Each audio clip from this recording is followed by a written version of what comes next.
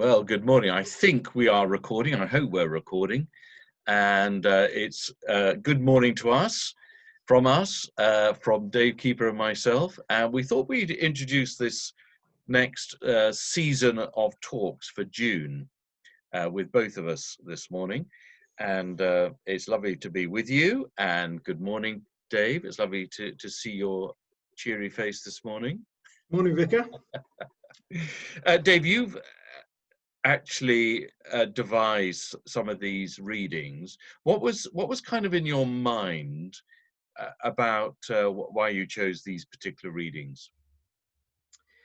I wanted to put together sort of over the next season just little chunks so rather than just doing verses from all over, concentrate a little bit, maybe for a week or 3 or 4 days, where we can go over a specific topic. But the bottom line was, how do we go deeper with Jesus?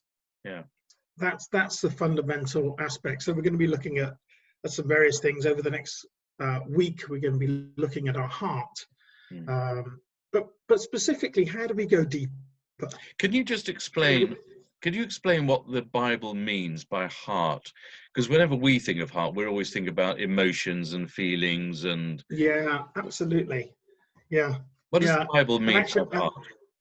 It's a great question, and I'm actually going to address it a little bit more tomorrow. Great. On Tuesday morning. But I think it's, if you view it as mission control, yeah. I think that's probably the most helpful. If you did a search online about heart, it would all come up about sort of love, relationship. You're absolutely right, emotion based. But I think it's more mission control. So there's an aspect of organization, of will, of sort of from mission control. Mission control sort of directs the body.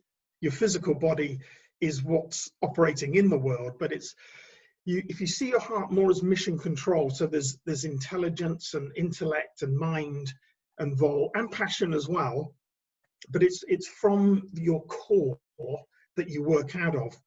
And obviously as well, Jesus sometimes talks about out of your heart comes the bad stuff as well. So if there's wrong information, if there's wrong stuff in your heart, that'll come out as well. So I think mission control might be a helpful picture of what it looks like. I liked this quote that you sent me by William Law. We must alter our lives in order to alter our hearts. It's about reorganizing our lives so that our hearts are going in the right direction. And is it that way around, or is it the other way around, that our hearts direct our lives? It's a bit of both, isn't it? It is a bit of both. You know, you've talked about it so many times in the past. If we feed ourselves, or if we believe lies, that sort of centers in our heart, and then we operate out of that. So there's an aspect as well of what we take into our heart, that's how we operate. You know, and a truism would be people, you know, I believe in such and such, but they act differently. Jesus would say, no, how you act comes out of what you believe. Yeah. So it's your beliefs, the trust that's in your heart, direct how you live. So lots of people say, you know, I've got a heart for the poor, but they never interact with the poor. Yeah. So actually, it's sort of that we live out of our heart, and so, you know, if you often hear it, don't you?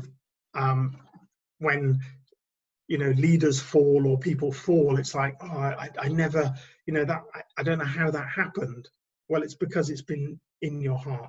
Yes. And so we have to get a good understanding of our heart, and then how do we feed our heart? And you've talked about that so many times so well. Yeah, here's a book. We'll do two book plugs for you this morning. All right. I've been reading again this book, The Heart is a Noisy Room, talking about all the competing voices that fly around our hearts. Some of them okay, some of them good, but some of them really not good. And that's by Ronald Boyd Macmillan. That's a great book. Now, what's the book you're reading again?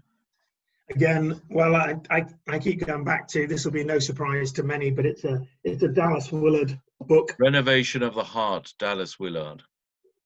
Wonderful. Yeah, it is a great book, and it's sort of where, so a lot of the teaching we did last year that the Bridgetown Church have used is actually based on that book. So Okay. I'm an old-fashioned person. I like to go back to the source of stuff. Another quote that you gave was, it's unlikely that we'll deepen our relationship with God in a casual or haphazard manner. There will be a need for some intentional commitment and some reorganization in our lives. And I think that's what we want to say, isn't it? That this crazy time we're in is actually, it's got to be, we've got to grasp and seize the moment and seize the opportunity and say, God, okay, what can I do now to reorganize my life so that it can be more fruitful? So when we come out of this, it's not a pause, it's not an obstruction, it's not a diversion. It's actually, come on, let's go for it. Let's use it with all our heart and mind and soul and strength. Let's use this time to dig deeper and go deeper with God. Yeah, absolutely. Yeah, I think sometimes we see events or things and sort of put them on the side, but no, we're living life in one direction, and so I think the time is now to go deeper. Yeah. Johnny, how have you found in this time, what's been a significant aspect of this period for you and Susie? Well, I think that for us, it's been this whole aspect of actually surrendering it and almost submitting it all to God, because everything is totally uncertain, and we don't know where it's going to end. We don't know, we don't know how it's going to be when we get out the other end, and everything is kind of just gone for six. And I think that again and again, my whole kind of posture and the way that I'm sort of thinking at the moment is sort of, God, I give it to you, and I choose to trust you. I choose to place it in your hands, and actually not fret about it, not worry about it, not be anxious about it, but just say, God, you love me. You're a great Father. You're always good. You're always loving. You're always kind. I submit. I give it to you. It doesn't mean to say we're inactive, but it's a kind of posture. It's a kind of attitude of giving it to him. Yeah. It's a great lesson to learn. I think that's the starting point for our relationship with Jesus. Yeah. And for you? And going on.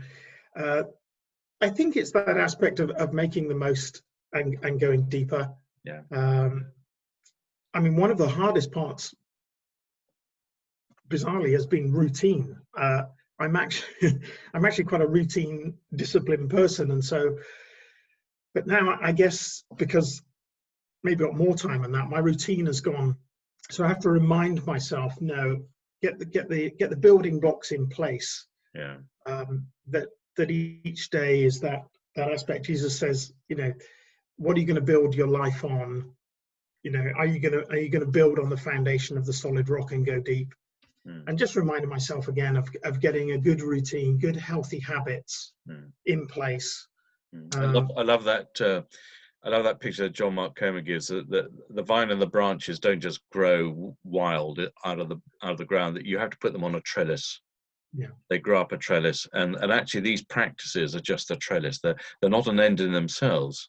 They're a means to an end, that we may become more fruitful and know the Lord more. Yeah, absolutely. I think we ought to draw stumps there, but I just reminded about that picture of the water flowing, particularly this Pentecost picture.